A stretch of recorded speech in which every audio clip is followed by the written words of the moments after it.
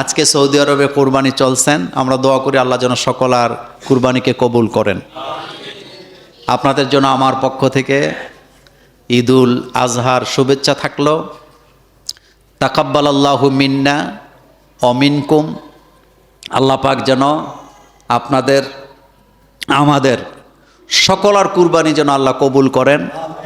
কুরবানি হোক আনন্দের জন্য, কুরবানিতে পারিবারিক সামাজিক আনন্দ খুঁজে পাওয়া যায়, এবং কুরবানি হবে ত্যাগের জন্য, কুরবানি ভোগের জন্য নয়। বলেন, কুরবানি হবে ত্যাগের জন্য, কুরবানি ভোগের জন্য নয়। সুতরাং আপনাদের পরিবারে যত সদস্য আছেন, অন্তত কুরবানির দিন যেন কারো মধ্যে মনোমালিন্য না হয়, ঝগড়াঝাটি না হয়।